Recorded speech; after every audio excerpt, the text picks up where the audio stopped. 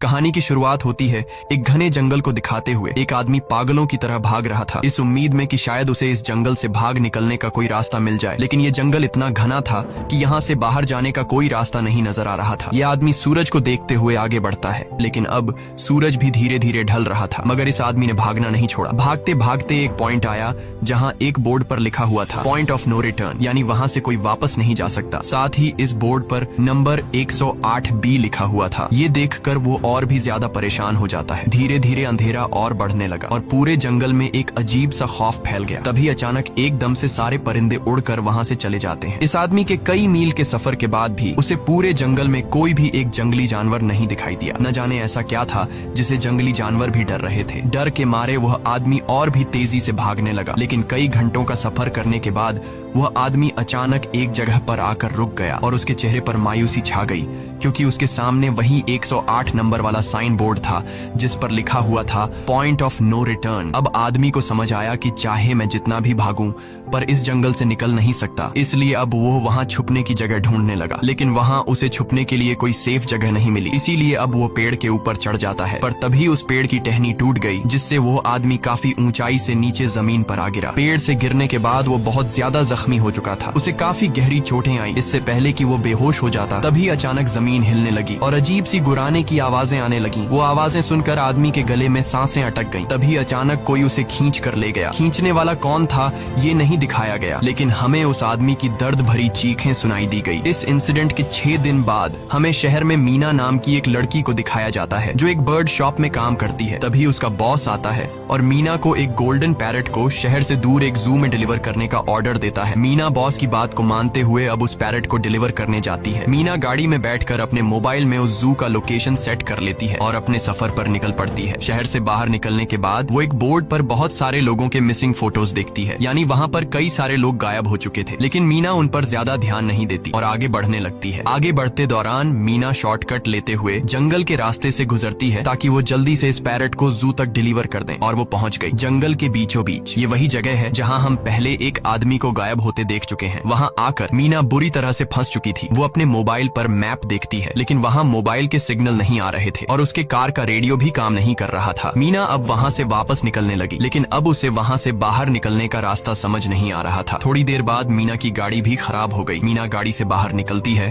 और उसे सामने लगा हुआ वही पॉइंट ऑफ नो रिटर्न वाला बोर्ड दिखाई देता है। मीना को कुछ समझ नहीं आता, इसीलिए वो पैरट के पिंजरे को हाथ में लेकर आसपास मदद ढूंढने आगे चली जाती है, लेकिन वहाँ आसपास किसी भी मदद का नामो निशान तक नहीं था। उसके बाद वो वापस उस जगह पर लौट आती है जहाँ उसने अपनी गाड़ी खड़ी की थी, लेकिन वहाँ से उसकी गाड़ी गायब हो चुकी थी। ये देखकर वो बहुत ज्यादा परेशान हुई। उसे लगा कि शायद वो उस जगह पर नहीं आई है जहाँ उसकी गाड़ी खड़ी थी, बल्कि ये किसी दूसरी जगह पर आ गई है और उसकी गाड़ी कहीं दूसरी जगह में खड़ी है, क्योंकि इस जंगल का हर एक पॉइंट एक ही जैसा दिखाई दे रहा था। अब अंधेरा भी गहरा होता जा रहा था। एकदम से पहले की तरह ही सभी परिंदे इन पेड़ों से उड़ जाते हैं। मीना को अब डर लगने लगा था, क्योंकि जमीन भी जोर जोर से हिल रही थी। मीना को वहाँ आसपास किसी के होने का एहसास होता है। तभी अचानक मीना को दूर किसी का साया नजर आया। मीना भागते हुए उसके पीछे आई, पर उसे वहाँ कोई भी नहीं मिला। तभी अचानक मीना को एक बूढ़ी औरत भागते हुए दिखाई दी। मीना भी दौड़कर उसका पीछा करने लगी। वो उससे मदद मांग रही थी, लेकिन वो औरत रुकती नहीं, तेजी से भागती रहती है। एक बार फिर मीना इस बूढ़ी औरत का पीछा करती है। अचानक वो बूढ़ी औरत फिर से गायब हो गई। मीना जब उसे ढूंढते हुए और आगे बढ़ी तो उसे दूर जंगल में एक बड़ा सा कमरा दिखाई दिया। वो बूढ़ी औरत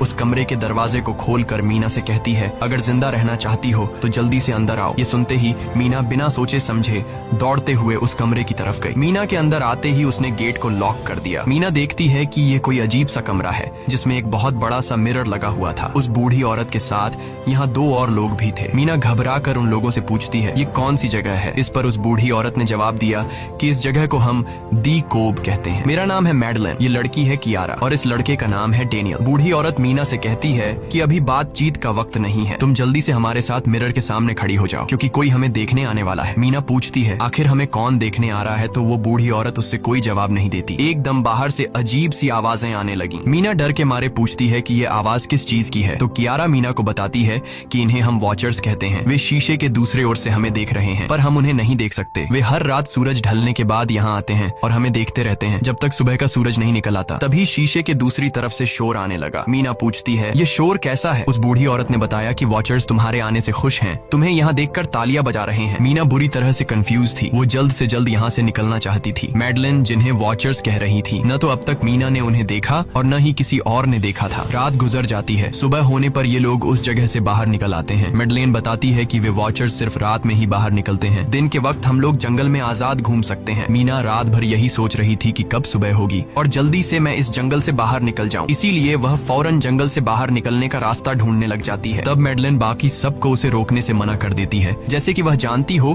कि मीना इस जंगल से बाहर नहीं निकल सकती और वह जरूर वापस आएगी। बस मीना को जाते हुए मैडलिन बताती है कि तुम्हारा यह फैसला अच्छा नहीं है। इस जंगल से बाहर निकलने का कोई रास्ता नहीं है। रात होने से पहले हमें इस घर में वापस आना पड़ता है। अगर तुम लेट हो गई तो तुम अपनी जान से हाथ धो बैठोगी। मीना किसी की बात नहीं सुनती और अपने पैरट को लेते हुए तेजी से आगे बढ़ती है। थोड़ा सा आगे बढ़ने पर उसे वहीं पॉइंट ऑफ नो रिटर्न वाला साइन दिखाई देता है। उसे देखकर वो घबरा तो गई, लेकिन उसने हिम्मत नहीं हारी और सूरज को देखकर सूरज की डायरेक्शन में आगे बढ़ती रही, पर जंगल से निकलने में कामयाब नहीं हो सकी। आगे चलकर रास्ता ही खत्म हो गया। मीना ने देखा कि वो एक पहाड़ के टॉप पर खड़ी है, जहाँ से आगे दूर दूर तक जंगल के सिवा कुछ भी नहीं था। इसीलिए वो मायूस होकर नीचे बैठ जाती है। तभी अचानक उसके कंधे पर किसी ने हाथ रखा। वो डर गई और जब उसने पीछे मुड़कर देखा तो वो बूढ़ी औरत मैडलिन थी। यहाँ मैडलिन उसे हौसला देती है और कहती है कि सिर्फ तुम ही नहीं जिसने यहाँ से निकलने की कोशिश की और हार गई। हम भी तुम्हारी तरह ही हार कर यहाँ रुके हैं। यहाँ से बाहर निकलने का कोई रास्ता नहीं। चलो मैं तुम्हें कुछ दिखाती हूँ। मैडलिन मीना को जंगल की तरफ लेकर जाती है। मैडलिन मीना से कहती है, ये जंगल एक शिकारी है और हम सब उसका शिकार। अगर जिंदा रहना चाहती हो तो हमारे साथ ही रहो। मैडलिन उसे पॉइंट ऑफ नो रिटर्न वाले काफी सारे साइन बोर्ड दिखाती है, जो कि जंगल के चारों तरफ गोल घेरे में लगे थे और उनके बीच में था उनका कमरा। मैडलिन बताती है कि यह हमारे घर से आधे दिन के फासले पर लगे हैं। अगर इसे आगे गई तो वापस लौटना मुश्किल हो जाएगा, इसलिए कभी भी यह तुम्हें नजर आए तो तुम इन्हें इग्नोर मत करना। मीना पूछती है, ये सब किसने बनाया? तो वो जवाब देती है, ये एक प्रोफेसर ने बनाया है, लेकिन अब तक उसे किसी ने देखा नहीं है। अब रात हो जाती है। ये लोग वापस उस घर के अंदर आ जाते हैं। हर रात वॉचर्स उन्हें देखने के लिए आते थे। आज कियारा नामी लड़की उनके सामने डांस करती है और कहती है ये सब उन्हें पसंद है। ऐसा नहीं था कि इन चारों को हर रात वॉचर्स के सामने खड़ा ही रहना पड़ता था। ये लोग जो चाहते वह कर सकते थे, बस ये लोग उनकी तरफ अपनी कमर नहीं कर सकते थे। ऐसा करने पर वो लोग बहुत ज्यादा गुस्सा हो जाते थे। रात में तो उन्हें सिर्फ वॉचर्स का मसला था, लेकिन दिन में भी उन्हें बहुत मुश्किलों का सामना करना पड़ता था। ये लोग जंगल से हर रोज अपना पेट भरने के लिए कुछ न कुछ शिकार करके लाते थे,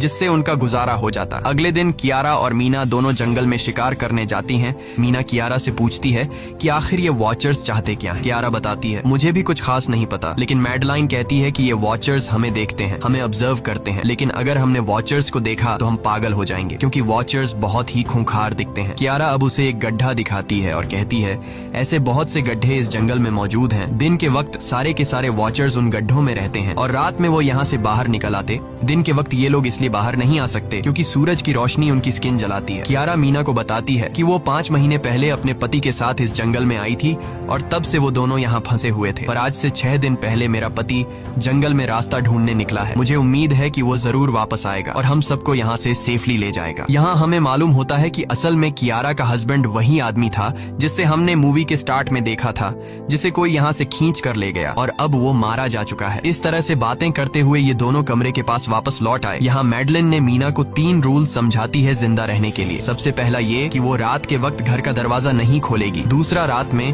वो आईने की तरफ अपनी कमर नहीं करेगी। और तीसरा ये कि दिन के वक्त वो उन गड्ढों के पास नहीं जाएगी और जितना हो सके रोशनी में रहेगी। जब तक तुम इन रूल्स को फॉलो करोगी तब तक तुम जिंदा रहोगी। लेकिन मीना को मैडलाइन की बातों पर बिल्कुल भी भरोसा नहीं होता। अब उस रात मीना इन वॉचर्स के बारे में जानना चाहती थी, इसीलिए वो शीशे के साथ कान लगाकर आवाजें सुनने की कोशिश करती है। जब उसे कुछ सुनाई नहीं देता तो मीना को मैडलिन की बताई गई वॉचर्स की बातें फेक लगने लगती हैं। इसलिए वह रूल्स को तोड़ते हुए अपनी कमर को शीशे की तरफ करके सो जाती है और ऐसा करने पर इन वॉचर्स को गुस्सा चढ़ जाता है। वो लोग जोर जोर से उस शीशे को मारने लग जाते हैं। शोर से मैडलाइन भी उठ जाती है और वह जल्दी से मीना को शीशे की तरफ खड़े रहने को कहती है और तब जाकर वो वॉचर्स का गुस्सा शांत होता है। यानी जब इंसान वॉचर्स को अपनी पीठ दिखाते हैं तो वह उसे खुद की इंसल्ट मानने लगते हैं। ये रात भी गुजर जाती है और अगले दिन मीना डेनियल के साथ शिकार पर निकलती है। वो डेनियल से पूछती है, क्या आज तक तुमने किसी वॉचर को देखा है? जिस पर डेनियल ने जवाब दिया कि मैंने भी आज तक वॉचर्स को नहीं देखा और जो भी वॉचर्स वॉचर्स को देखता है वो जिंदा नहीं बच पाता। तब मीना डेनियल को समझाती है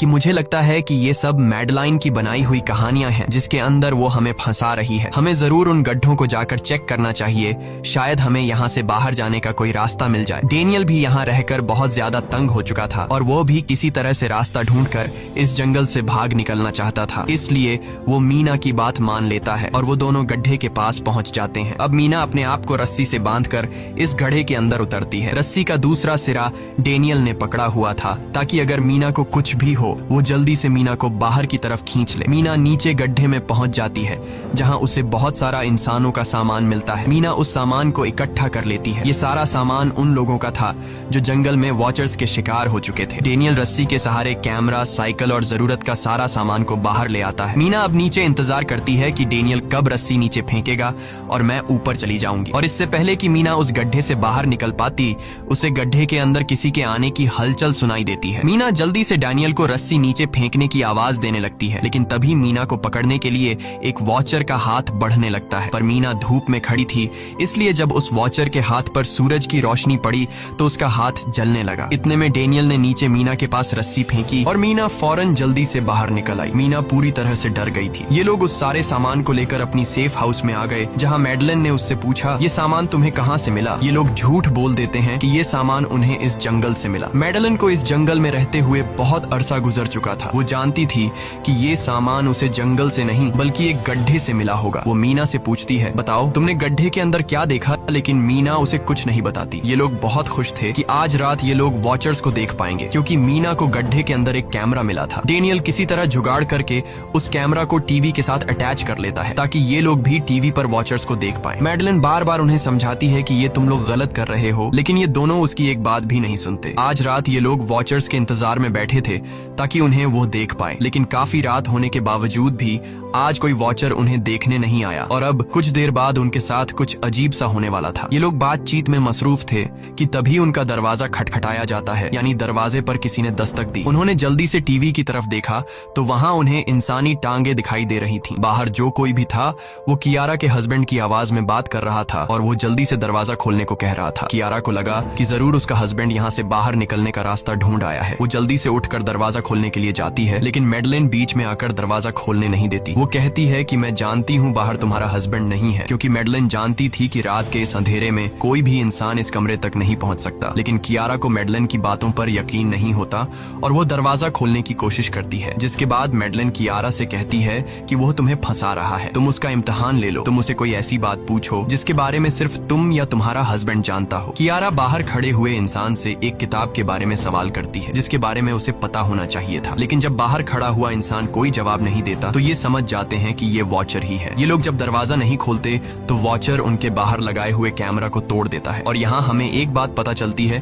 कि वॉचर्स इंसान के रूप में भी खुद को बदल सकते हैं। वॉचर्स उनकी इस हरकत पर बहुत ज्यादा गुस्सा हो गए थे। वे बहुत तेजी से शीशे को मारने लगे जिससे शीशे में एक बड़ा क्रैक भी आ जाता है, लेकिन यहाँ मैडलन समझदारी दिखाते हुए सबको लाइन से शीशे की तरफ खड़ा कर देती है, जिससे वॉचर्स का गुस्सा थोड़ा बहुत ठंडा हो जाता है और वे वहाँ से चले जाते हैं। अब यहाँ मीना मैडलन को बताती है कि हमने गड्ढे में से ये सारा सामान चुराया था। ये सुनकर मैडलन बहुत ज्यादा गुस्सा हो जाती है कि तुम लोगों ने दूसरा रूल भी तोड़ दिया। अगली सुबह मैडलन उस गड्ढे से लाया हुआ सारा सामान उठाकर वापस उसी गड्ढे में फेंक देती है, जिससे उन वॉचर्स का गुस्सा थोड़ा शांत हो जाता है। मगर अब इन लोगों को जंगल में बहुत ही ज्यादा अजीब चीजें दिखाई देना चालू हो गई थी और उसका सबसे ज्यादा असर डेनियल पर होता है। डेनियल अचानक बात बात पर बहुत ज्यादा गुस्सा करने लग जाता है। दूसरी तरफ कियारा, जिससे पहले उम्मीद थी कि उसका हस्बैंड जिंदा है और वो यहाँ आकर उसे यहाँ से बचा लेगा, लेकिन अब उसे पता चल चुका था कि उसका हस्बैंड अब वापस नहीं आएगा, जिसकी वजह से वह अंदर ही अंदर पूरी तरह से टूट चुकी थी और वो डिसाइड करती है कि वह वॉचर्स के इन गड्ढों में कूदकर अपनी जान दे देगी, क्योंकि अब उसके पास जीने की कोई वजह नहीं रही। वह ऐसा करने ही वाली होती है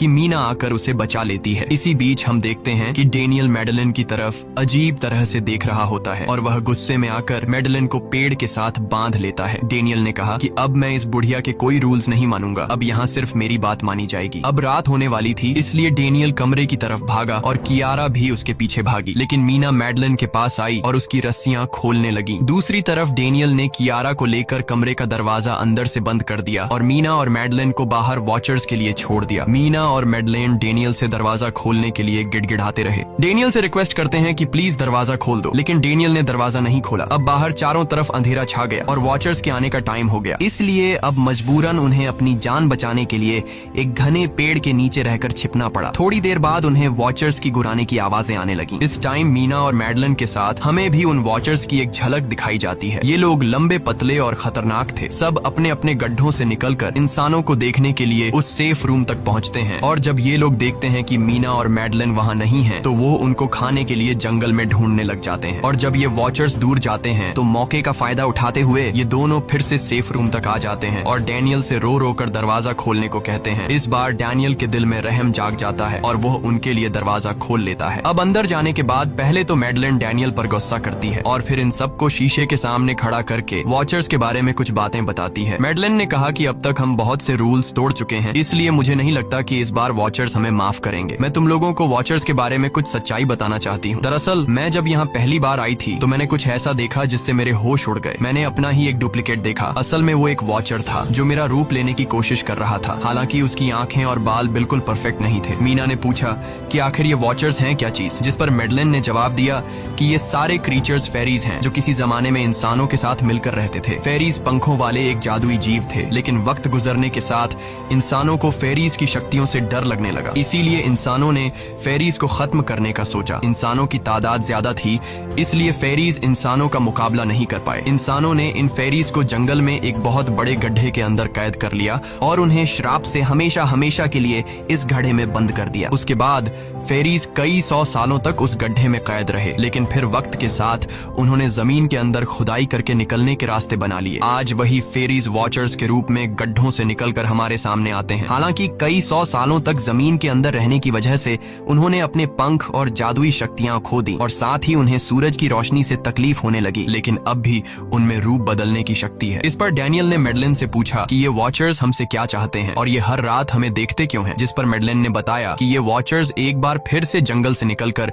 इंसानों के बीच रहना चाहते हैं, लेकिन अपने असली रूप में ये इंसानों के बीच नहीं रह सकते। इसीलिए उन्होंने हमें यहाँ रखा हुआ है ताकि हमें देखकर हमारा रूप ले सकें और हमसे आज के दौर के तौर तरीके सीखकर इंसानों के बीच रह सकें। मैडलेन ये सब बातें बता ही रही थी कि अचानक सभी वॉचर्स वापस लौट आए और जब वॉचर्स को पता चलता है कि मैडलेन और मीना वापस अपने कमरे में आ गए हैं तो वो सब गुस्से से भड़क उठे और दरवाजा तोड़ने की कोशिश करने लगे। इन चारों ने टेबल को खींचकर दरवाजे के सामने रख दिया ताकि दरवाजा वॉचर्स तोड़ न सके, लेकिन वॉचर्स की ताकत काफी ज्यादा थी और इन चारों को पता चल चुका था कि जल्द ही वॉचर्स अंदर आ जाएंगे और उन्हें मौत अपनी आंखों के सामने दिखाई दे रही थी। तभी उन्होंने देखा कि टेबल को घसीटकर दरवाजे तक ले जाने की वजह से कारपेट पलट गई है। जब उन्होंने कारपेट हटाया तो उन्हें नीचे एक बड़ा लोहे का गेट नजर आया। उन्होंने जल्दी से गेट खोला तो उन्हें पता लगा कि नीचे एक बहुत बड़ा बंकर है। ये लोग जल्दी से उस बंकर के अंदर घुस गए और ऊपर से लोहे का गेट बंद कर दिया। ये लोग इस बात को लेकर परेशान थे कि ये बंकर यहाँ पर मौजूद था और इन लोगों को पता भी नहीं चला। इस बंकर के नीचे बहुत फैसिलिटीज थी, हजारों दिन का खाना, एक कंप्यूटर और भी बहुत सारा जरूरत का सामान रखा था। मीना जानना चाहती थी कि आखिर ये जगह किसने बनाई, इसीलिए वो उस कंप्यूटर को ऑन कर लेती है। उस कंप्यूटर में बहुत सारा डेटा सेफ था जिसे खोलने पर उन्हें पता चलता है कि ये सारी जगह प्रोफेसर मार्टिन ने बनाई थी। असल में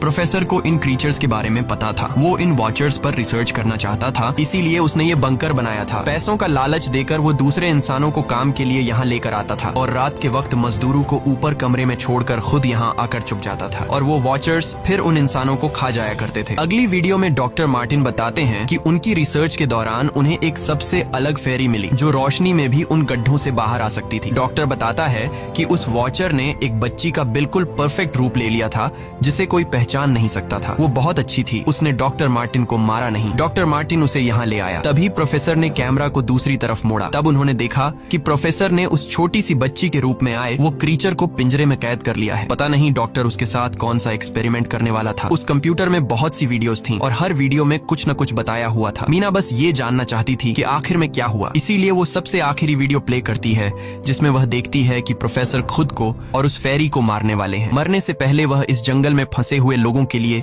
यहाँ से निकलने का रास्ता बता देता है और कहता है कि शाम में जिस डायरेक्शन में परिंदे भागते हैं उस डायरेक्शन में भागने से वे लोग इस जंगल से निकल सकते हैं। उसने इस रिकॉर्डिंग मैसेज में कहा था कि अगर कोई इस जंगल से निकलने में कामयाब हो गया तो यूनिवर्सिटी में जाकर मेरी सारी रिसर्च तबाह कर देना। मैंने यहाँ आकर बहुत बड़ी गलती कर दी। उसके बाद प्रोफेसर ऊपर चले गए और फिर 2 गोलियों की आवाज आई, जिससे उन्हें समझ आया कि प्रोफेसर ने पहले उस फेरी को मारा और फिर खुद को गोली मार दी। आज रात ये चारों बहुत खुश थे क्योंकि उन्हें इस जंगल से जान छुड़ाने का रास्ता मिल गया था। अगली सुबह सभी लोग अब बंकर से बाहर निकलते हैं तो देखते हैं कि उनका सेफ हाउस उन वॉचर्स ने पूरी तरह तबाह कर दिया है और आज के दिन उन्हें लाजमी इस जंगल से निकलना होगा, वरना ये लोग मारे जाएंगे क्योंकि रात को अब उनके पास छिपने के लिए कमरा भी नहीं बचा था। ये लोग अब यहाँ जंगल से निकलने के रास्ते में बढ़ने लगते हैं। वो परिंदे जिनके बारे में प्रोफेसर बता रहे थे वे तो शाम को उड़ने वाले थे, लेकिन उन्हें शाम होने से पहले जंगल से बाहर निकलना था। इसलिए मीना अपने पास मौजूद पैरट को आजाद कर देती है। जिस डायरेक्शन में वह उड़ता है उसी डायरेक्शन में ये लोग चलने लग जाते हैं। चलते हुए रास्ते में ही उन्हें एक कब्र मिली। मैडलेन उस कब्र को देखकर बताती है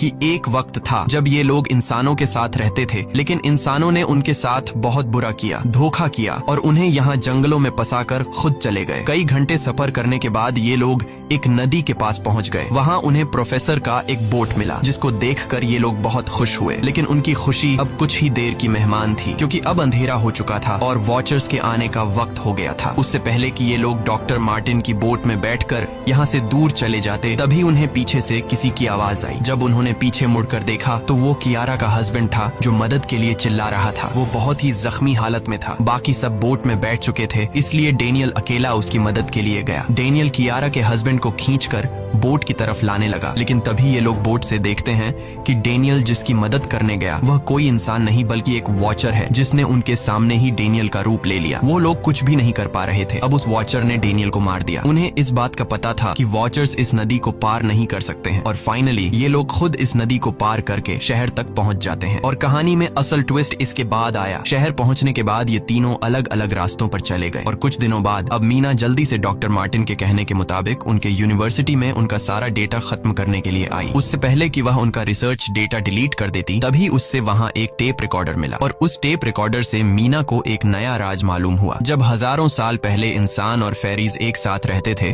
तो तब उनकी शादी भी हुआ करती थी। इंसान और फेरी के मिलन से जो बच्चे पैदा होते थे उनमें इंसान और फेरी दोनों के गुण होते थे। उन्हें हाफलिंग्स कहा जाता था। उन हाफलिंग्स में एक खासियत थी कि वे रूप बदलने में इतने माहिर होते थे कि वे किसी मरे हुए इंसान का रूप भी बदल सकते थे। प्रोफेसर का मानना था कि जब इंसानों ने फेरीज को जंगल के अंदर गढ़ों में कैद कर लिया था तब हाफलिंग इंसानों के बीच अपना रूप बदलकर चुपके से रहने लगे और वो आज भी किसी न किसी रूप में इंसानों के बीच मौजूद है। मीना जब प्रोफेसर के ऑफिस में आई और वहाँ पर जांचबीन करने लगी तो वहाँ उसके हाथ कुछ ऐसी तस्वीरें लगी जिसने उसके होश उड़ा दिए। उसने देखा कि तस्वीर में जो प्रोफेसर के साथ लेडी खड़ी है वो कोई और नहीं बल्कि मैडलेन है और असल में मैडलेन प्रोफेसर की वाइफ है। वो कंफ्यूज हो जाती है कि मैडलेन ने उसे यह बातें क्यों नहीं बताई। इस भारी कंफ्यूजन को शेयर करने के लिए वो कियारा के पास आती है और उसे बताती है कि जिस मैडलेन से हम जंगल में मिले थे वो असल में प्रोफेसर मार्टिन की वाइफ है, लेकिन उसने हमें यह सच्चाई इसलिए नहीं बताई क्योंकि वो खुद एक इंसान नहीं बल्कि एक रूप बदलने वाली फेरी थी। मैंने जब रिसर्च किया तो मुझे पता चला कि काफी साल पहले प्रोफेसर की वाइफ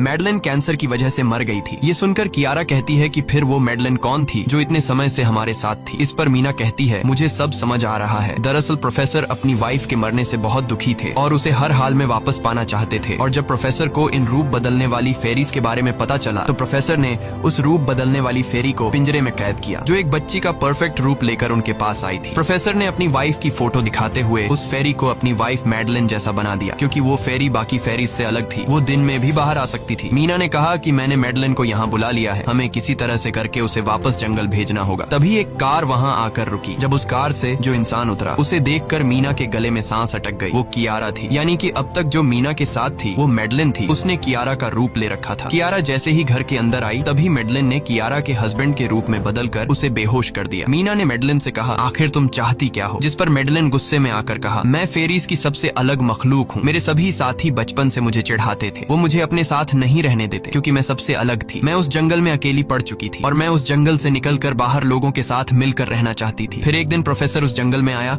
उसने मुझे पिंजरे में कैद कर लिया। उसने मुझसे कहा कि अगर मैं उसकी वाइफ का रूप ले लूं तो वह मुझे जंगल जंगल से बाहर ले जाएगा। मैंने उसकी बात मान ली। प्रोफेसर ने मुझे मेडलिन की सारी बातें सिखाई और बाद में उस धोखेबाज प्रोफेसर ने मुझे मारने की कोशिश की, लेकिन उससे पहले कि वो मुझे मार पाता मैंने उसे ही मार डाला। तुम इंसान कभी भी भरोसे के लायक नहीं थे और न ही रहोगे। अब तुम भी मेरी सच्चाई जान चुकी हो, इसलिए तुम्हें भी मरना होगा और तुम्हें मारने के बाद मैं तुम्हारे रूप में इंसानों के बीच रहूंगी। यह कहकर मेडलिन ने मीना का रूप ले लिया और उसका गला दबाकर उसे मारने लगी। तब मीना ने मेडलिन से कहा कि क्या प्रोफेसर ने तुमसे यह नहीं कहा कि तुम क्यों दिन में निकल सकती हो? असल में तुम हाइब्रिड हो, आधी इंसान और आधी फेरी, इसीलिए तुम इंसानों और फेरीज के बीच रह सकती हो। मुझे पता है कि दुनिया में अकेला रहना कैसा होता है, लेकिन तुम अकेली हाफलिंग नहीं हो। तुम्हारे जैसे और भी हाफलिंग्स हैं जो किसी न किसी रूप में इंसानों के बीच रह रहे हैं। इस सच्चाई का पता चलते ही मेडलिन का शरीर अचानक अपने असली रूप में आने लगा। देखते ही देखते उसके पंख निकल आए, जिसके बाद वो मीना को यहीं पर छोड़कर यहाँ से उड़ जाती है। इसके बाद कुछ हफ्तों के बाद का सीन दिखाया जाता है, जहाँ मीना अपनी सिस्टर के साथ रहने लगी है। उसने अपनी सिस्टर को बताया